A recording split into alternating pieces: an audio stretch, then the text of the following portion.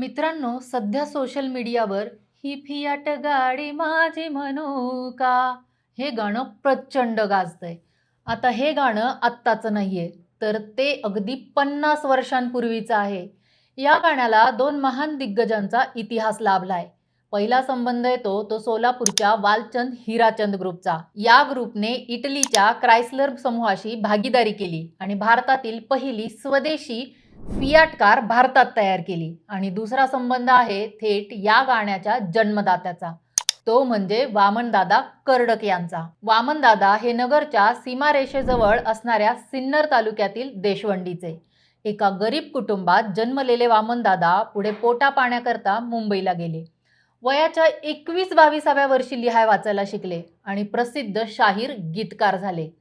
वामनदादांनी हजारो गाणी लिहिली, त्यातलेच फियाट गाडी माझी म्हणू का हे गाणं 1960-70च्या दशकात खूप गाजलं. पण मित्रांनो, याच वामनदादांचा आपल्या नगरशी असा काही ऋणानुबंध आहे जो त्यांना जीवदान देऊन गेलाय. होय, नगरच्या एका महान नेत्यानं वामनदादांना टीबी सारख्या जीवघेण्या आजारातून वाचवलं. वामनदादांच्या आजारपणातला सगळा खर्च या नगरी नेत्यानं उचलला.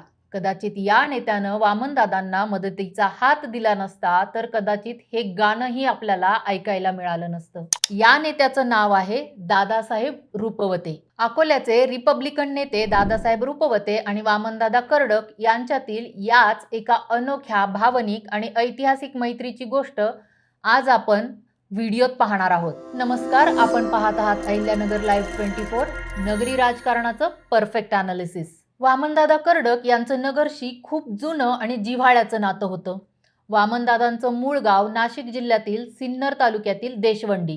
हे गाव मुळी नगर जिल्ह्याच्या अगदी खेटून आहे. त्यामुळे नगर जिल्ह्याची माती, इथली माणसं आणि इथली चळवळ वामनदादांच्या अगदी जवळची होती. याच नगर जिल्ह्यातील अकोले तालुक्यातून आलेले एक धडाडीचे नेते म्हणजे दादासाहेब रुपवते. रुपवते हे डॉक्टर बाबासाहेब आंबेडकरांचे अत्यंत विश्वासू सहकारी समजले जायचे. ते अत्यंत बुद्धिमान विचारवंत होते. पुढे ते महाराष्ट्राचे मंत्री झाले. दादासाहेब रुपवते आणि वामनदादा कर्डक यांचं नातं आंबेडकरांमुळे घनिष्ठ झालं. दोघेही आंबेडकरांचे प्रचंड मोठे फॅन.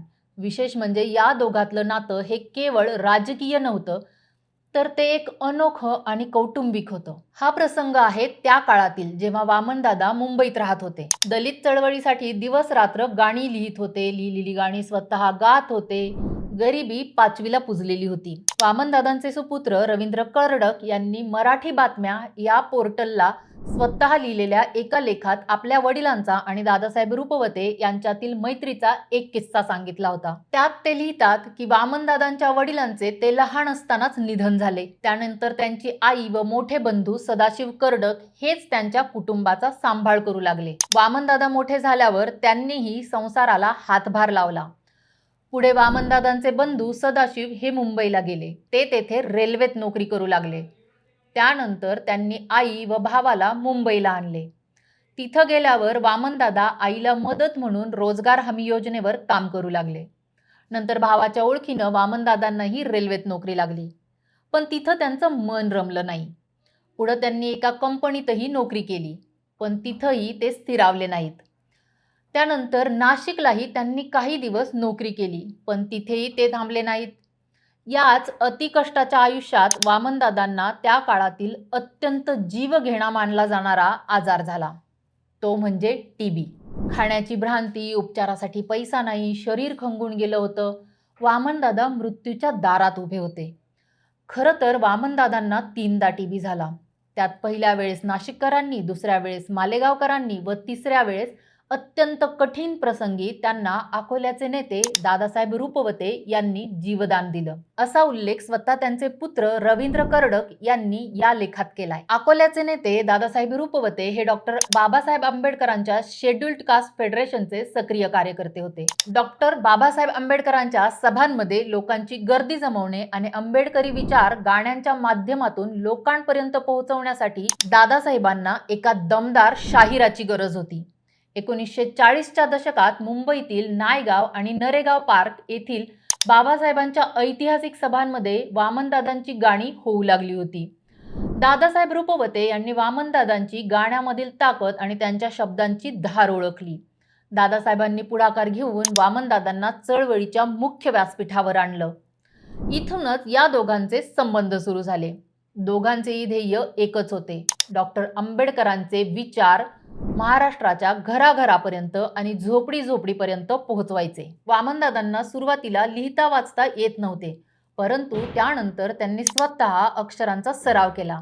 दादासाहेब रुपवते हे स्वतः मोठे अभ्यासक, संपादक आणि लेखक असल्याने त्यांना वामनदादांच्या या प्रतिभेचं कौतुक वाटायचं. यातूनच या दोघांतील संबंध वाढला. दादासाहेब रुपवते यांच्यामुळेच वामनदादांचा नगरशी आणि इथल्या कार्यकर्त्यांशी कायमचा स्नेह निर्माण झाला. दादासाहेबांच्या प्रेरणेतून नगर जिल्ह्यातील अनेक तरुण शाहीर वामनदादांना आपले गुरु मानू लागले. वामनदादा रात्रंदिवस चळवळीसाठी गाणी लिहित होते, फिरत होते.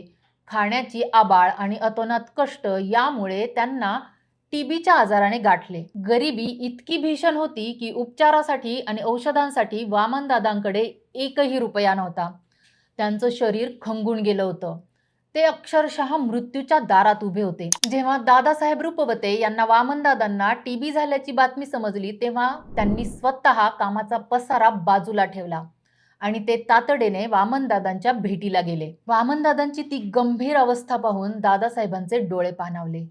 दादासाहेबांनी क्षणाचाही विलंब न करता वामनदादांना मुंबईतील एका चांगल्या रुग्णालयात दाखल केले. केवळ दाखलच केले नाही, तर त्या काळात अत्यंत महागड्या असलेल्या औषधोपचाराचा, चांगल्या आहाराचा आणि दवाखान्याचा सर्व आर्थिक खर्च दादासाहेब रुपवते यांनी स्वतःच्या खिशातून केला. दादासाहेबांनी केलेल्या या अहोरात्र धावपळीमुळे आणि आपुलकीच्या उपचारांमुळे वामनदादा कर्डक या जीवघेण्या आजारातून पूर्णपणे बरे झाले.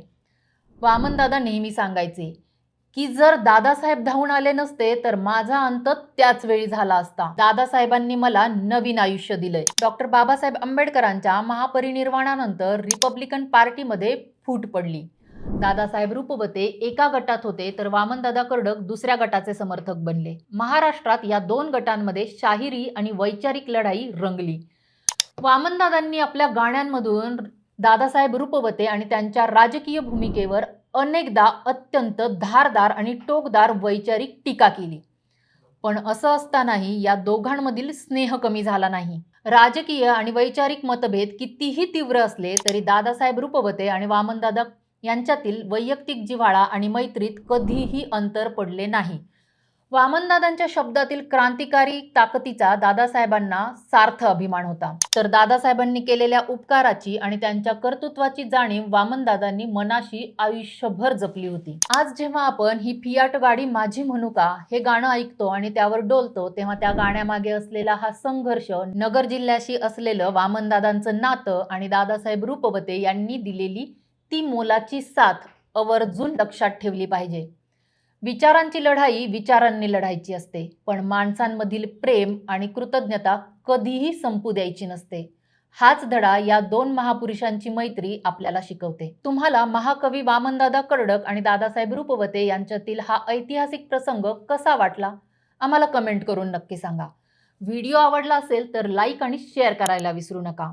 पुन्हा भेटू नव्या विषयावर. तोपर्यंत नमस्कार.